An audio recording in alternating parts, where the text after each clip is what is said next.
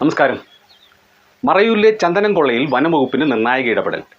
മറയൂർ കോവിൽക്കടവ് സഹായഗിരി ആശുപത്രിക്ക് എതിർവശത്ത് അഭയ ട്രസ്റ്റിൻ്റെ കീഴിലുള്ള സ്ഥലത്ത് നിന്നാണ് ചന്ദനമരങ്ങൾ നഷ്ടപ്പെട്ടിട്ടുള്ളത് എന്ന് വനംവകുപ്പ് അധികൃതർ സ്ഥിരീകരിച്ചു. ഇത് സംബന്ധിച്ച് പ്രാഥമിക അന്വേഷണം പൂർത്തിയായതായി മറയൂർ ഫോറസ്റ്റ് റേഞ്ച് ഓഫീസർ അറിയിച്ചു. തങ്ങൾക്ക് കേസെടുക്കാൻ അധികാരമില്ല, മോഷണത്തിന് പോലീസിന് കേസെടുക്കാം. അത്തരം അന്വേഷണങ്ങളിലേക്ക് പോകുമ്പോൾ കൂടുതൽ ഇടപെടലുകൾ ഉണ്ടാകുമെന്നാണ് വനംവകുപ്പ് അധികൃതരിൽ നിന്നും ലഭിക്കുന്ന വിവരം. വർഷങ്ങൾക്ക് മുമ്പേ ഇവിടെ നിന്ന് ചന്ദനമരങ്ങൾ കടത്തിയെന്ന് തോന്നിക്കുന്ന തരത്തിലുള്ള കുറ്റികളും മറ്റും ഇവിടെ കാണാനായി.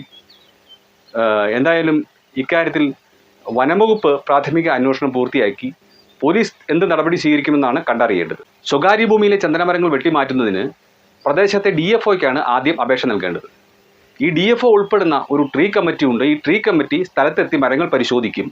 മരങ്ങൾ പരിശോധിച്ച ശേഷം അപകട ഭീഷണിയായ മരങ്ങളാണെങ്കിലും പ്രായപൂർത്തിയായ മരങ്ങളാണെങ്കിലും കേടുവന്ന മരങ്ങളാണെങ്കിലും വെട്ടിമാറ്റാൻ ട്രീ കമ്മിറ്റി അനുമതി നൽകും.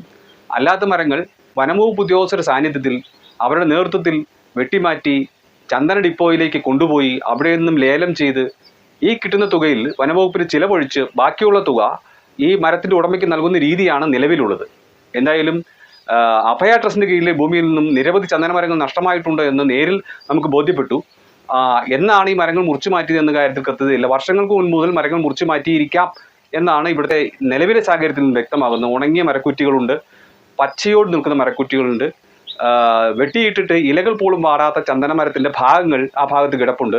എന്തായാലും ഇത് നിയമവിരുദ്ധമായ പ്രവർത്തനമാണ് എന്ന് വനംവകുപ്പ് തന്നെ പറയുന്നു.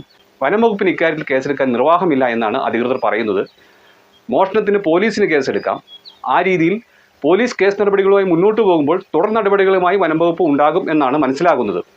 ഇത്രയേറെ ചന്ദനമരങ്ങൾ നഷ്ടമായിട്ടും മറയൂർ വിഷൻ വാർത്ത നൽകുന്ന നിമിഷം വരെ ആരും ഇക്കാര്യത്തിൽ പരാതിപ്പെട്ടിട്ടില്ലെന്നാണ് പോലീസിൽ നിന്ന് ലഭിച്ച വിവരം. ഈ സമയത്താണ് വനംവകുപ്പിൽ നിന്നും പ്രാഥമിക അന്വേഷണം പൂർത്തിയായിട്ടുള്ള വിവരം ലഭിക്കുന്നത്.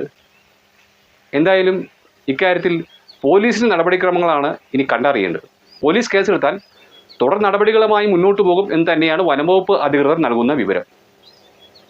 News desk, Marayoor vision.